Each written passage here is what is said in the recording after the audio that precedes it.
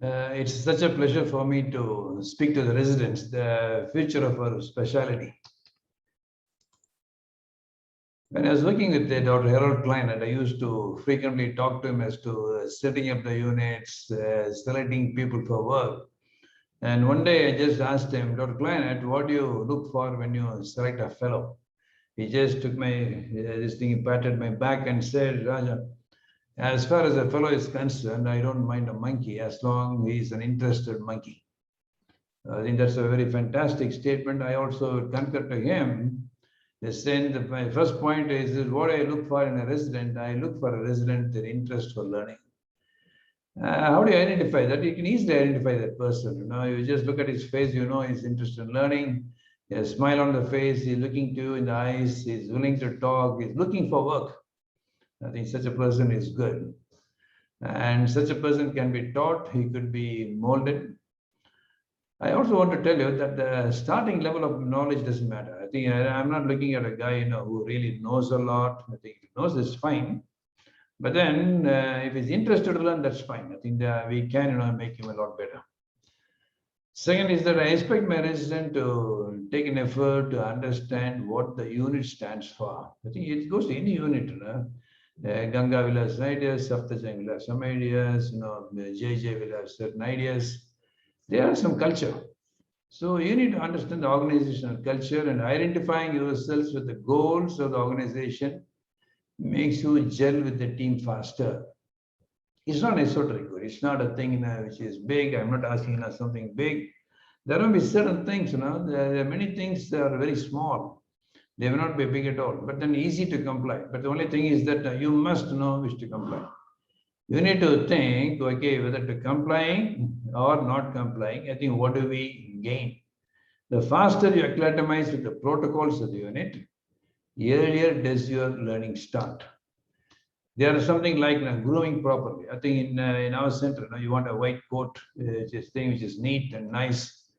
And there will be some pattern of writing case sheets, documentation. You must follow the rules.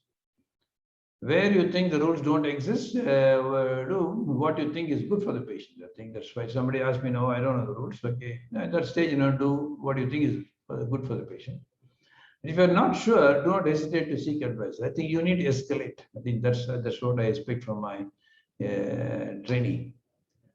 Point number 3, I expect my resident to definitely do things what he only has to do. For example, studying. He only has to study. I can't study for him. Nobody can do it for him. So he has to do that. So it's said, as is your theory, so is your practice. So theoretical knowledge building up, I think I want my resident to do, and he has to do it fast.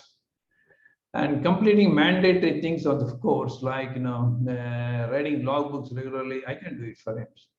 And thesis reviews or thesis submission on time, I think which he has to do it. So I like a resident who is complying with the rules and regulations of the organization of the national board or the university. I think. So that's the point number 3. Point number 4 is I expect my resident to be good in communication. So communication means it's not that he talks whenever there is a command or something is given. What he calls is closing the loop. So suppose if I tell my resident, so you please remove the drain or remove the catheter for that particular patient. So he could be good enough. He could be good. He could immediately go. He could do it very nicely and all that. But then he could stop with that. But my point is that he must come back and tell me, or he could just call back or send a message stating that it has been done. So there is a command, there is an action, and there is a return back stating it has been done. So that closing the loop in communication is very important. That closing the loop in communication acts by talking. There's another way of closing the loop is writing in the case sheet that the drain has been removed. So if it's not done, that means that again there's a big gap. You can't be communicating to everybody. So in person. So that's the closing the loop also involves in writing it in the case sheet that the drain has been removed. That's what we call closing the loop. The next point is communicate very clearly. Communication is not only with colleagues, but most important with the patient and the family. And you must think that it is important to talk to the patient. I think that we all are working for the patient's sake. You must be talking to the patient and the family. talking to the patient before surgery, talking to the patient attendants after surgery, talking to the patient on the day of discharge, and allaying all their fears and answering all their questions. I think that's very, very important. Point number 5 is I like to have a resident who has a goal or a plan. I'm not saying that he needs to have a plan for the next 20, 30 years. If he has it, that's fantastic. But what I'm very worried is that he must at least have a plan what he's going to do after the exam, the day after the exam, rather than going home, what he's going to do.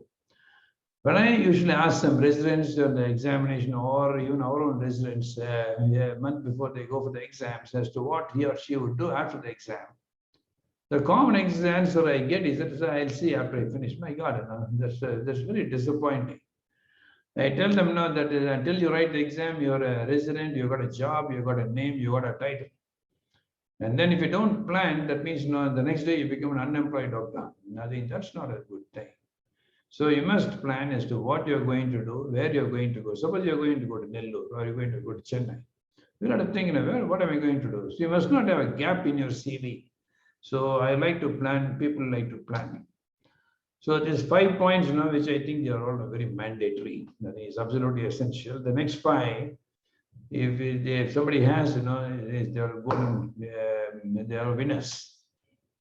So I put the first 5 as expect to have. I put the next, I put great.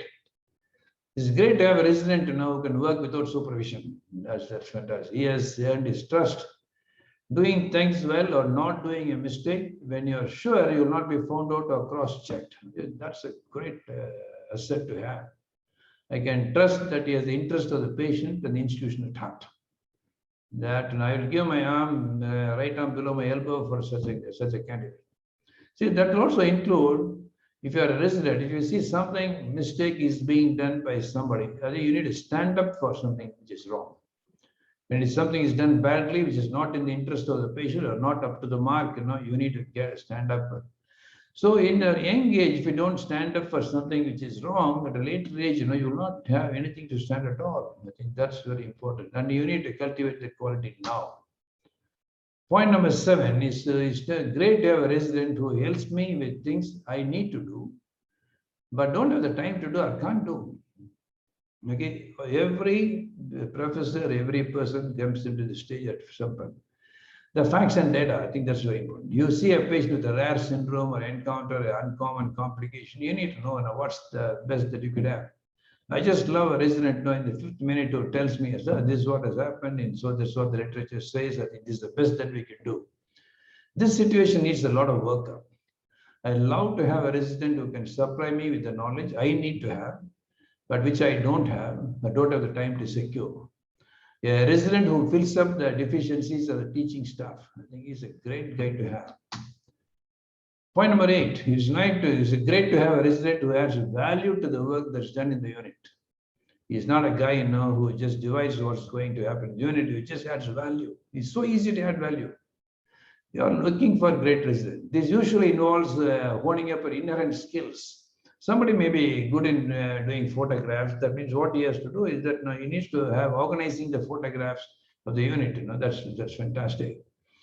Somebody may be able to write better, so that means he needs to write. Somebody in organizing data, that means they need to do.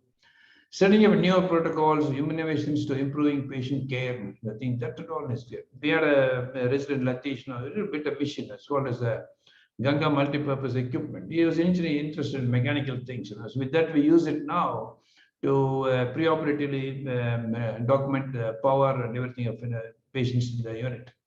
So we always think about it because you can leave behind a legacy in the wherever you work.